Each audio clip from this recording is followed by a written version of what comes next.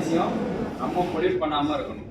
நம்மளுடைய பகுதியை பொல்யூட் பண்ணாம இருக்கணும். அதுக்கு என்ன தேவைன்னா ஃபர்ஸ்ட் என்னென்ன எதனால சுற்றுச்சூழல் பாதிக்கப்படுது அப்படிங்கிறத நம்ம பார்க்க போறோம். அதுக்கு தான் பொல்யூஷன் கண்ட்ரோலுக்காக நம்ம இந்த சில விஷயங்கள் நம்ம எடுத்திருக்கோம். எங்களுடைய மிஷன் விஷன் இது ஆல்ரெடி சொல்லிட்டேன். இதான் பாருங்க, பொல்யூஷன் எப்படி உருவாகுது. ஃபர்ஸ்ட்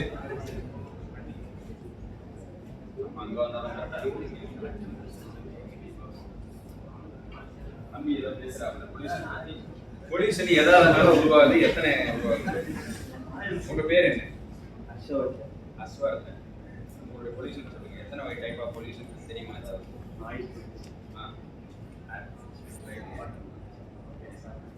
ஆல்ரெடி ஸ்டார்ட் பண்ணி கொடுத்தாங்களா? கேட்குறேன். கரெக்டாக சொல்றீங்க. காமனா தெரியும். ஓகே, என்னென்ன இருக்கு? நாய்ஸ் இருக்கு. நாய்ஸ் பொல்யூஷன் என்ன? நாய்ஸ் பொல்யூஷன் என்ன? வரது. ரெண்டாவது வாட்டர் பொல்யூஷன். வாட்டர் எப்படி பொல்யூட் ஆகும்? ஓகே, பரவாயில்ல. அடுத்து ஏர் பொல்யூஷன். அது எப்படி உருவாகுது? சொல்லலாமா? இந்த வரிசையில சொல்லலாமா? ஃபர்ஸ்ட் ஏர் பொல்யூஷன் எப்படி உருவாகுது? அடுத்து வாட்டர் பொல்யூஷன் எப்படி வருது? இண்டஸ்ட்ரியல் அப்புறம் போடுறதுனால water pollution. Okay, right.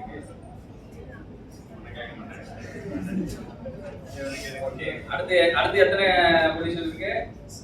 Noise. Noise எதனால வருது தம்பி? நீங்க சொல்லுங்க.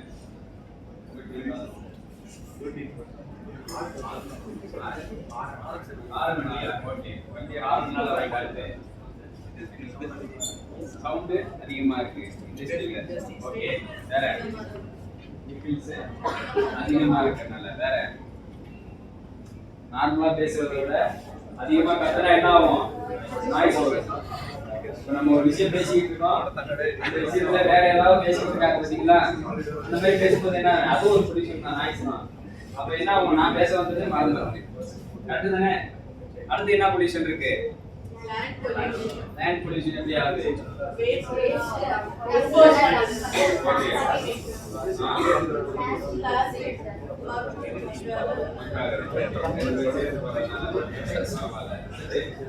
தெரியுமா? கெமிக்கல் என்ன ஆகுது?